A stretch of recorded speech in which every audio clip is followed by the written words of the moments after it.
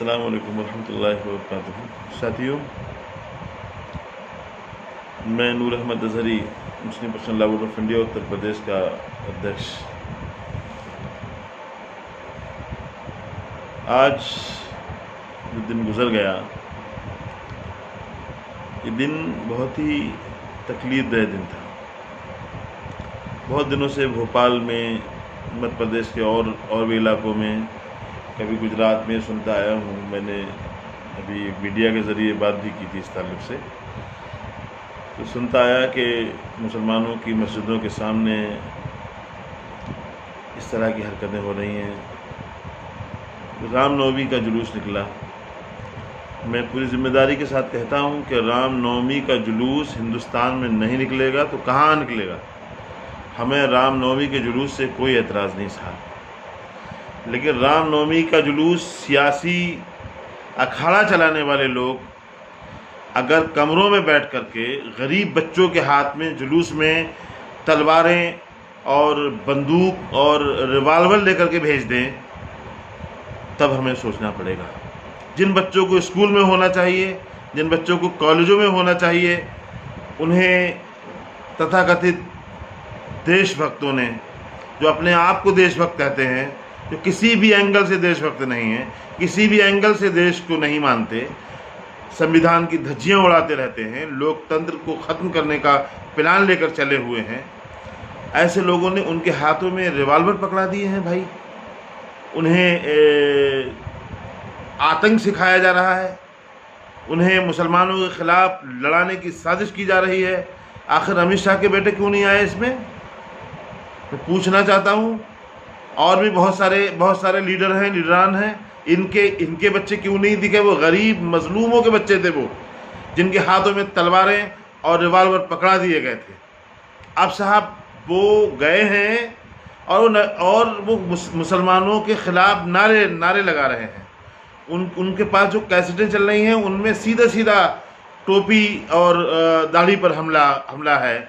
उसमें सीधा ऐलान हो रहा है कि जय श्री राम कहोगे तो हिंदुस्तान में रहोगे। पूछना चाहता हूँ कि ये रामनवमी का जुलूस है? एक ही मस्जिद को, दिल्ली की जहांगीरपुरी की एक ही मस्जिद के सामने 3 बार जुलूस क्यों ले जाया गया? 2 बार इन लोगों ने कोशिश की, मुसलमानों ने बर्दाश्त किया। मैं दावे के साथ कहता हूँ 2 बार कोशिश की। ये लोग जब निकाला गया जुलूस वहाँ से, आखिर पुलिस थी कहाँ? एक तरफ पुलिस ये बोलती है कि बिना इजाज़त से जुलूस निकाला गया।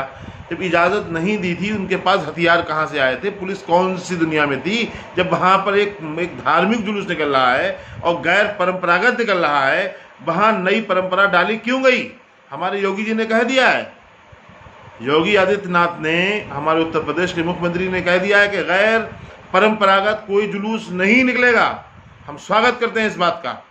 उन्होंने कहा है जुलूस निकालने वाला जो आयोजक है, वो आयोजक एक एफिडेविट देगा बनाकर। हम इस बात का भी स्वागत करते हैं। उन्होंने कहा है अधिकारियों को दोनों मजहब के रहनुमाओं से बैठ करके बात करनी चाहिए। बहुत अच्छी बात है। लेकिन अमित शाह जी, आप गृह मंत्री हैं उसी पार्टी के।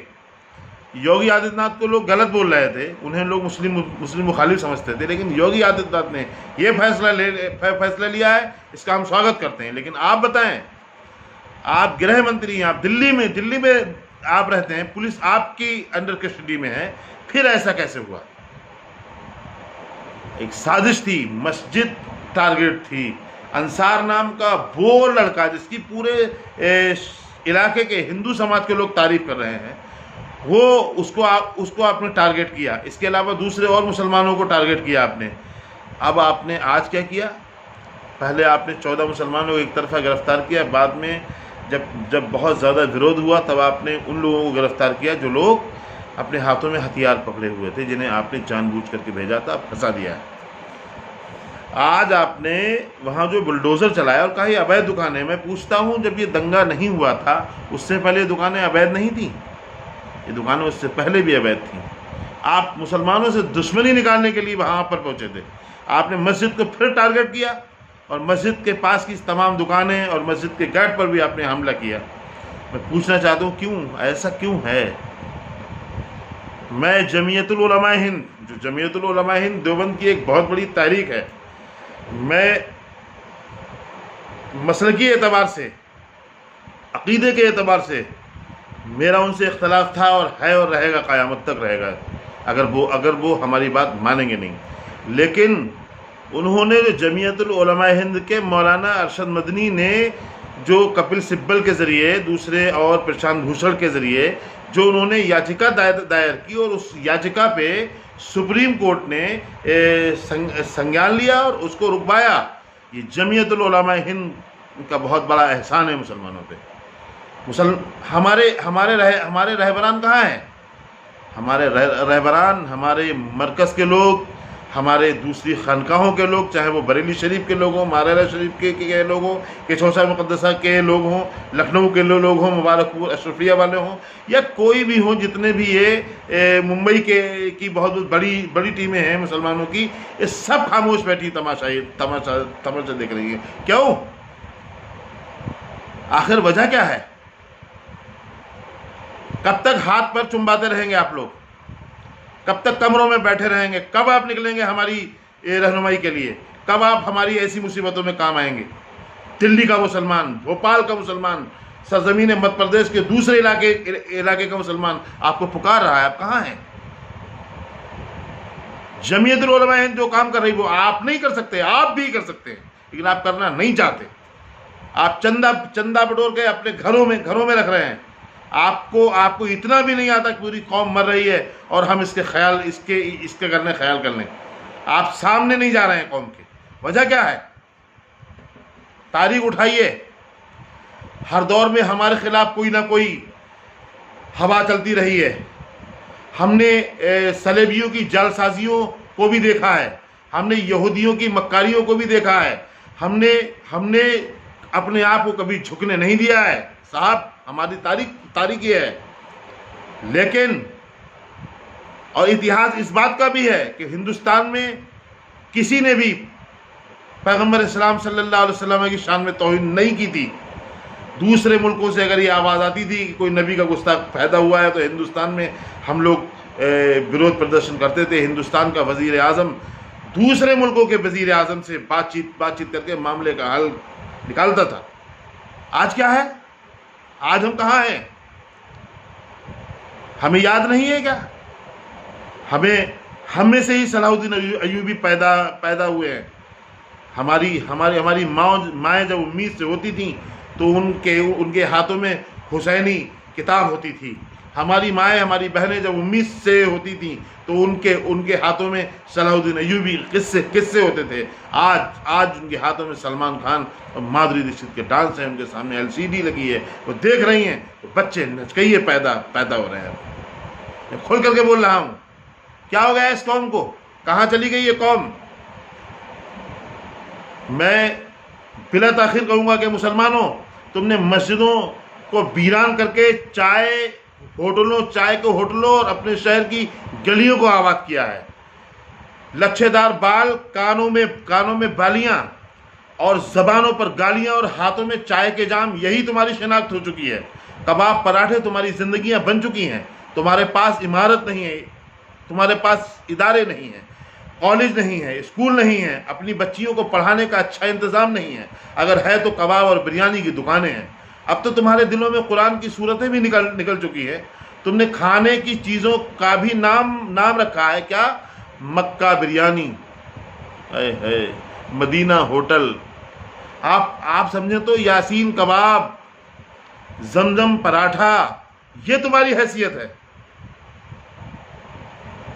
बगरना तुम कहाँ थे? इसीलिए ये कौमें तुम पर टूट पड़ी हैं। तुमने मस्जिदों को वीरान कर दिया है। मुसलमानों उठो, अभी वक्त है। शरीयत के तहफ़्फ़ुज़ के लिए उठो। इन खानकाहों को जगाओ। जो पीर कमरों में सो रहे हैं, ये हमारे इस दौर में हमारे काम नहीं आ रहे। इनके हाथ पैर चूमने की बिल्कुल ज़रूरत नहीं है तुम्हें। अगर हमारा मरकज़ है तो मरकज़ के लोगों से भी कहूँगा कि निकल के आएँ, वरना ये ऐलान ना करें कि मरकज़ बरेली है। अब ज़रूरत है हमें आपकी। हमें इंसाफ चाहिए। इंसाफ के लिए हम आपसे गुजारिश कर रहे हैं। दिल्ली, पूरे दिल्ली को जला के रख दिया है यार। आप कमरों में बैठे, मस्जिद को टारगेट किया, उन्होंने मस्जिद को टारगेट किया है। उन्हें मालूम है कि हमारे लोग बिरयानी और कबाबों में मसरूफ़ हैं, उन्हें किसी चीज़ का होश नहीं है। पहले के लोग जो बादशाह थे, वो जो गुजर गए, जिनके हाथों से हुकूमतें चली गईं, उसकी वजह यही थी।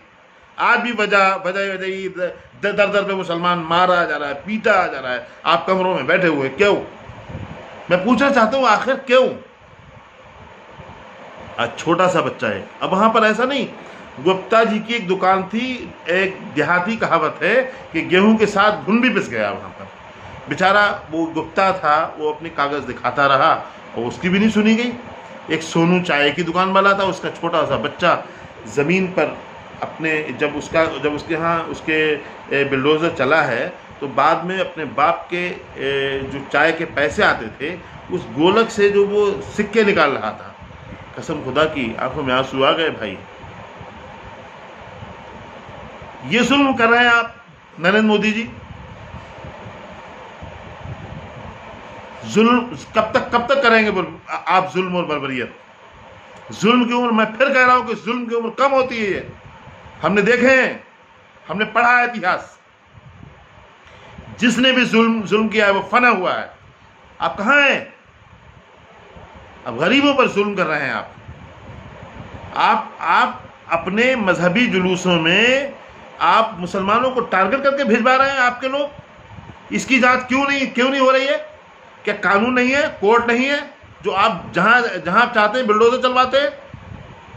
कब तक बुलडोजर की राजनीति होगी? कब तक हमें मारा जाएगा? कब तक आपको मारना है, इकट्ठा कहीं पर बुलाइए और मारिए। आप जो मुसलमान बोलता है आप उसको टारगेट करते हैं और उसको कहीं ना कहीं फंसा करके रख देते हैं। ये इंसाफ नहीं है योगी जी, मोदी जी। मेरी अपील है आपसे, मैं अपने देश के वजीर आजम से गुजारिश करता हूं कि अमन जब ही मुसल्लत होगा जब आप इंसाफ करेंगे, और इंसाफ नहीं करेंगे तो अमन का ख्वाब भी न देखेंगे। उत्तर प्रदेश के मुख्यमंत्री का मैं स्वागत करता हूं, इस्तकबाल करता हूं। उन्होंने बड़े अच्छे अंदाज में अपने अधिकारियों को ईद और दीगर त्योहारों के बारे में समझा दिया। मैं इस्तकबाल करता हूं दिल से। अस्सलाम वालेकुम रहमतुल्लाहि व बरकातहू।